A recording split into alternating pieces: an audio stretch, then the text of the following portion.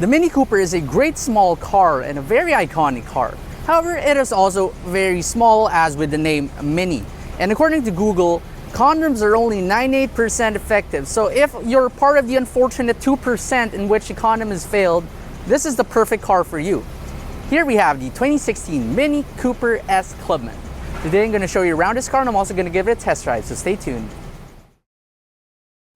Here at the front of the Mini Clubman, so it's a very mini design. It looks kind of similar to the Cooper, however, it is a bit chunkier, taller, and wider as well. I really love how this S model is a bit sportier than the regular Cooper Clubman, and you also get the really nice vents right here. I guess you can kind of call it a hood scoop if you want to. A mini badge as usual, and your very typical mini stripes. What I really love about these are these lights, which are so round, very iconic mini headlamps, and if you open up the hood, there's actually a giant hole for that headlamp to go through. And as we move on over here to the side, you can see that again, it looks very similar to like a regular Mini. However, now it's a bit chunkier. It's a lot chunkier. The old Clubman had like suicide doors, which if you live on the wrong side of the world, for example, in a country that drives right-hand drives cars, which is absolutely wrong. I'm kidding.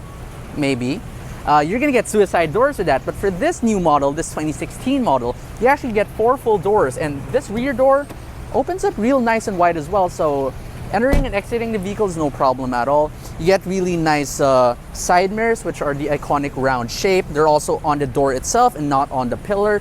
And if you buy this car, it usually comes with 225 4018s, but the owner upgraded these to 235 3520s, which is also nice to note that even if a car is this small, it can still accommodate 20-inch rims.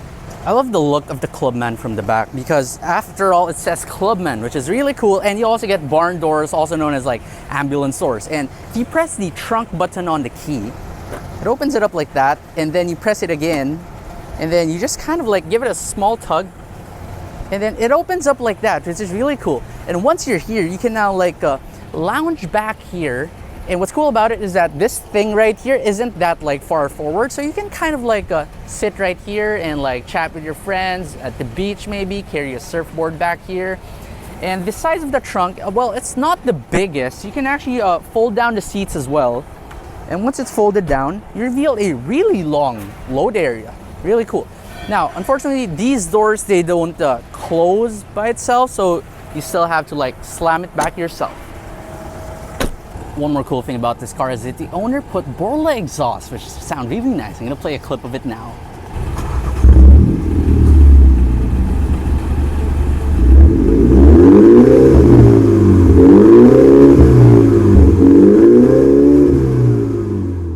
As you open up the hood of the Cooper Clubman, first is the big hole I was talking about for the headlights, which is really cool. And as you open this up, under the hood you're greeted with this 2-liter BMW B48 inline-4 turbocharged gasoline engine, which produces 192 horsepower and 280 newton meters torque.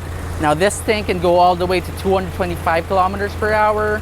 It also has an 8-speed auto and can go from 0 to 100 in 6.7 seconds. This is a lot faster than the base Cooper with just 136 horsepower.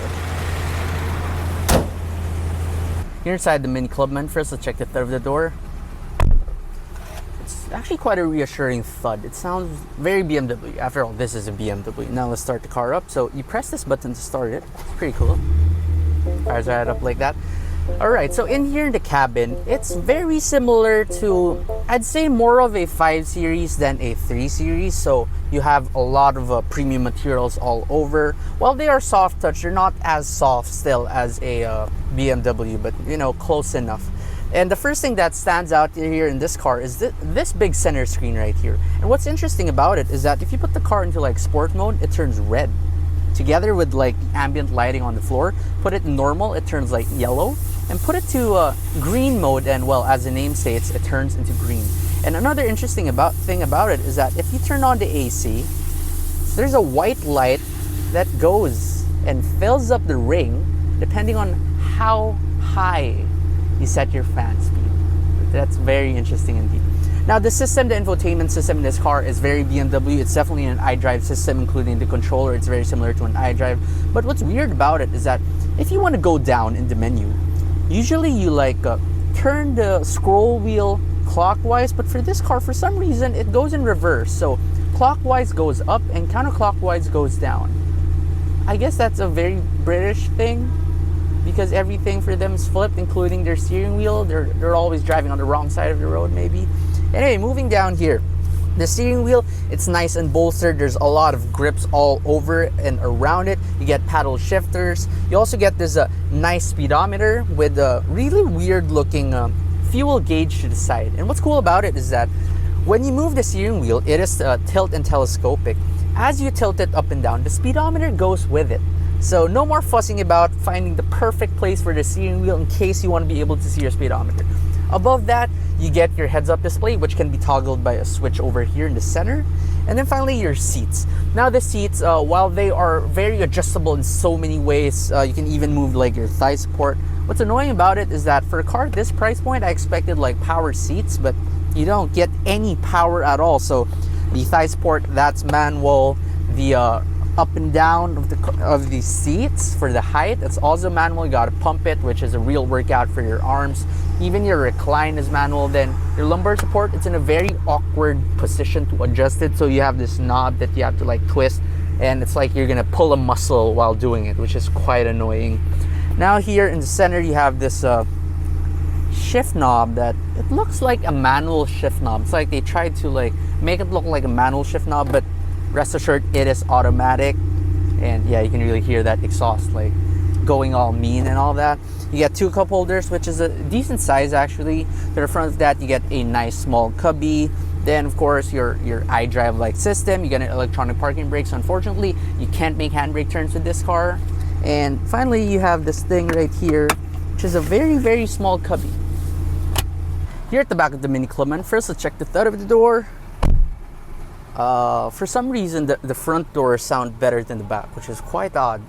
It's rare that cars have it like that. Anyway, here at the back, legroom is actually great. I am only 5'6", however, I'm sure even a 5'10" adult would be fine back here. There's even a nice cutout over here. You get a small pocket, so your laptops will not fit in there. Maybe just like an iPad mini, that'll be fine.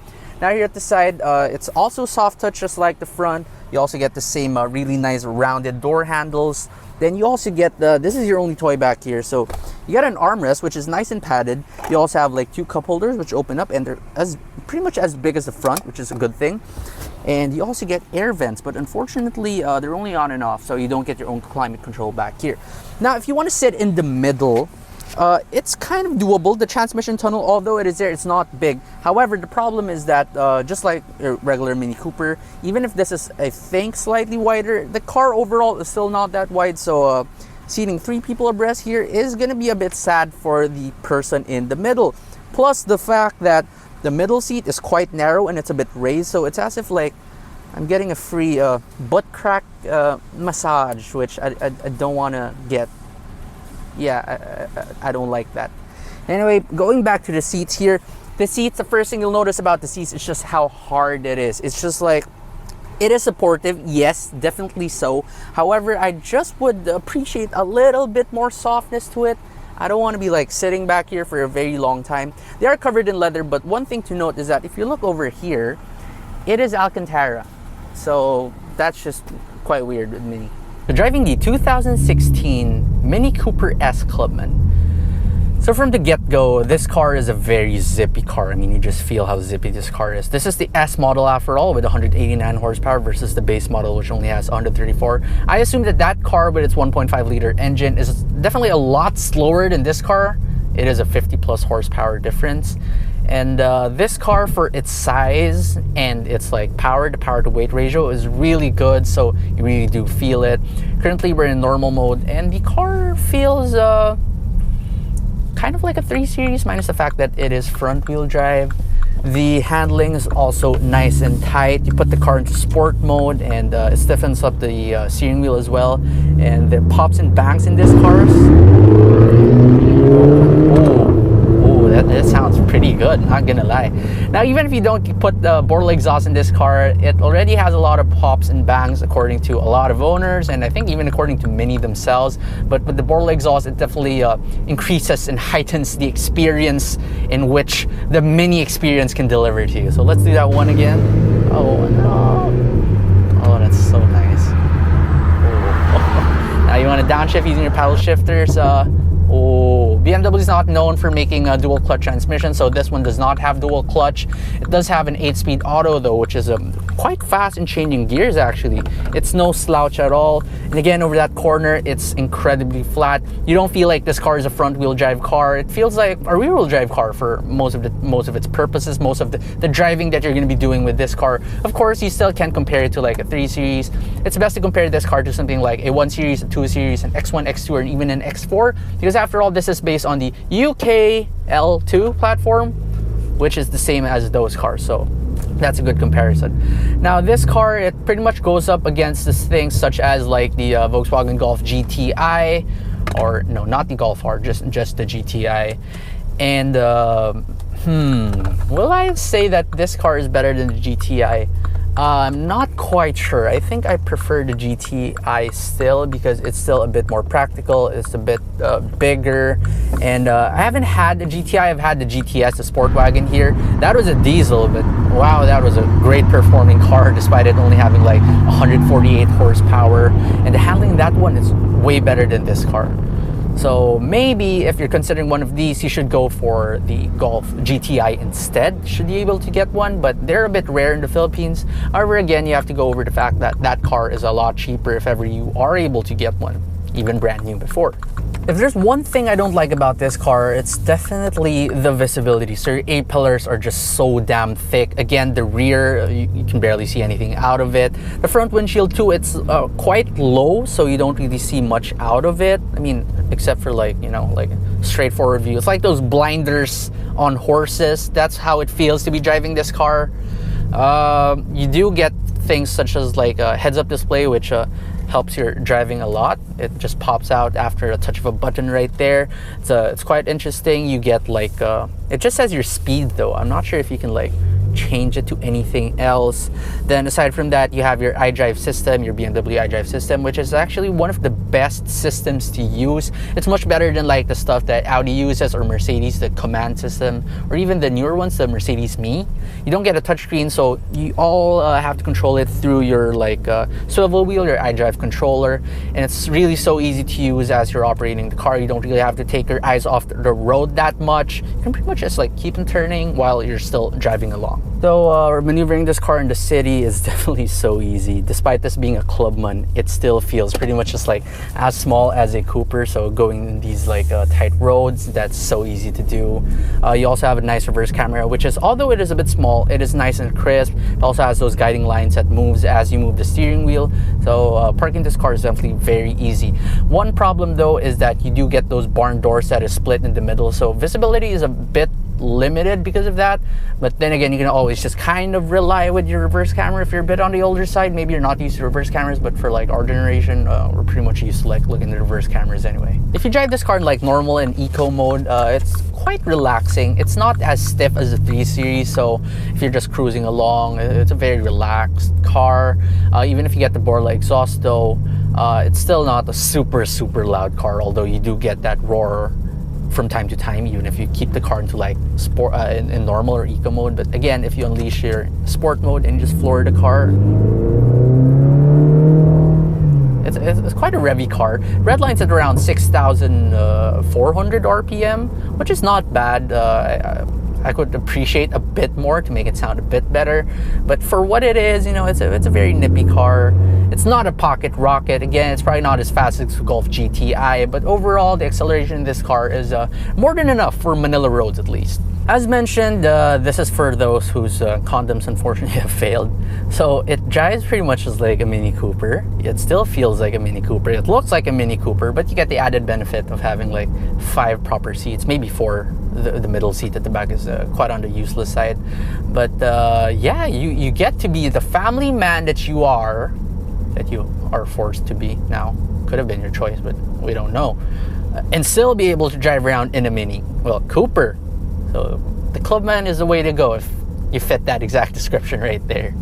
If you like this video, please don't forget to smash the like button for the YouTube algorithm. And also don't forget to subscribe to my channel to see more car reviews.